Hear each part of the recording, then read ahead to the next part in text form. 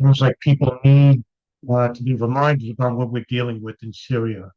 And those who are cheerleading the fall of Assad, uh, I would pause about cheerleading just yet. Syrian level leader's victory speech holds a message for Iran, for Trump and Israel too. Abu Mohammed Al Jolani road to Damascus has been long. He's talked openly about his change along the way, from young Al Qaeda fighter 2 decades ago to rebel commander espousing sectarian tolerance. The world's a stage. And right now, every camera is focused on this guy. So he's behaving. Heck, he's seen as the savior. And of course, all the socialist governments praising his uh, ever presence in Damascus. It's no surprise that the Islamist rebel chose Damascus' venerated Umayyad Mosque, not a TV studio, nor a newly ascended presidential palace, but a place towering religious significance, which at 1,300 years old is one of the world's most ancient mosques to deliver that message. The victory, my brothers, the victory for the entire Islamic nation. Now, again, he's a jihadist of the extreme Salafist nature, part of Al Qaeda, although former claims to be former Al Qaeda, the leader of Hay'at Tahrir al-Sham. And Israel singing his praise. So is the United States. So much so that the UK is considering moving HTS from the terrorist list.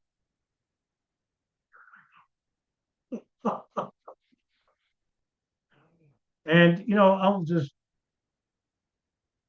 blow this up a little bit more so you can read it. British government's considering removing the Hayat Tahrir al-Sham from its list of designated terrorist organizations following the group's victory in Syria, just like they did with the Azov Battalion in Ukraine. Right-wing fundamentalist terrorist groups, whether they're ultra-Orthodox or nationalist. They serve a purpose. They're reactionary, and the intelligence agencies and governments can control to use them. And in this case, to overthrow Bashar al-Assad. It's not a conspiracy. It happened in 2011 under the Operation Timber Sycamore in the previous video I just made. Speaking to the BBC a day after the Hayat Tahrir al-Sham rebels ousted President Bashar al-Assad, UK government minister Pat McFadden said any move to delist the former al-Qaeda affiliate would be a relatively swift decision considering the fluid situation in Syria. The leader of the group has distanced himself away from some of the things that have been said in the past. See, I love it. Who do you think makes up the groups in Syria? Who do you think makes up the groups in Libya, Pakistan, Afghanistan, Iraq, Sudan, Nigeria? Islamist groups in countries where there wasn't any before. And for those who need a reminder of who Mohammed Al Jolani is,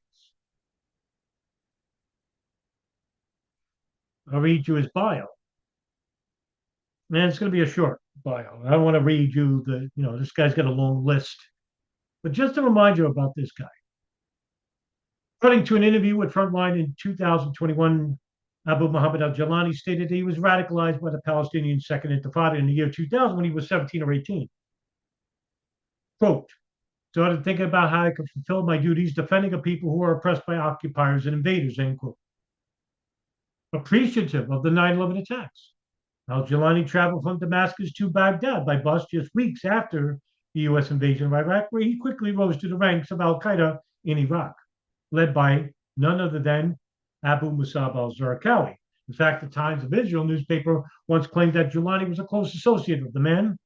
However, fast forward to almost 18 years later, he did another interview with Frontline where Al Jolani denied ever meeting with al-Zarqawi and claimed that he only served as a regular foot soldier under Al Qaeda.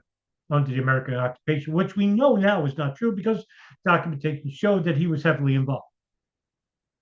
And before the eruption of the Iraqi Civil War in 2006, Al Jolani was arrested by American forces and imprisoned over 5 years, including Abu Ghraib, Camp Bucca, and the Al-Taj prison.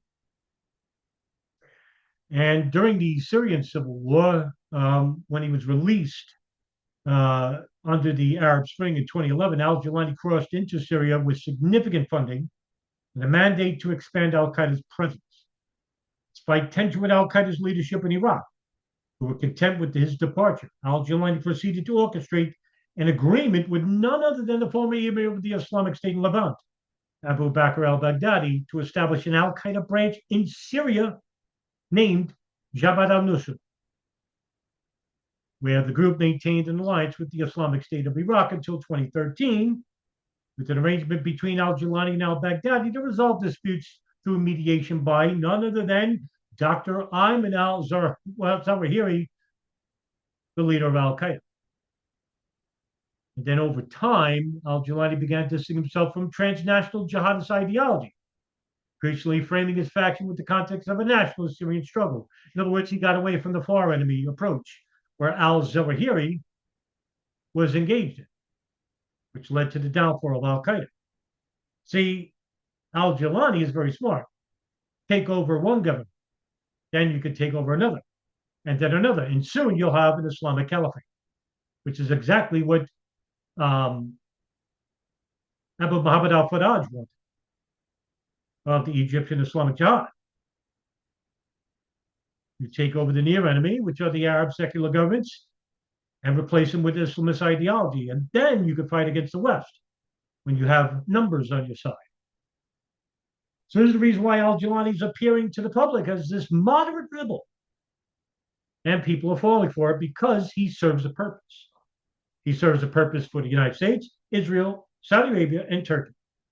And that is to defragment what's left in the Middle East. But once it's defragmented, once the Shia are defeated with the help of the Zionists, the evangelicals, and the Wahhabis, what do you think is fucking next? It'll be the Wahhabis. And then it'll just be the Zionists and the evangelicals. The Zionists knows they can't beat the evangelicals, so they'll have them fighting each other. I mean, this is exactly what's happening. It's not a conspiracy. That's what Al Jolani represents. Al Jolani represents the Islamist ideology. He can, trim his beard. He can dress in Western attire. He's an Islamist.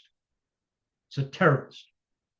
Yes, I'll be the man who gets everybody together. The Sunni, the Shia will live together. And then soon there'll be a new news story that will take away the attention from Damascus and Deir ez-Zor and other cities in Syria. But one by one, you'll see an exodus of refugees into the Europas, into Southeast Asia and the United States. Because all the people that are entering Syria from all over the Middle East are going to find out real fucking fast that Al Qaeda is not defeated. They're rebranding in Afghanistan. They're expanding in the Maghreb, in North Africa.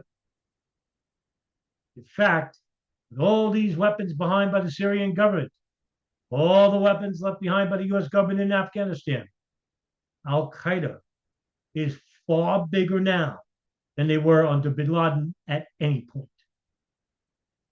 And now they have whole entire countries to govern from. The danger here is this, folks, is that they have memories of what we have helped Israel do in Gaza City, in West Bank, where tens of thousands of atrocities, men, women, and children. You think that's fucking forgotten? Jolani is playing chess The Americans are playing fucking checkers. Jolani is letting the West know that I'll tell you whatever you want to hear. But we're going to attack you. Maybe not abroad just yet. But to the US interest inside, yes. And we'll take time.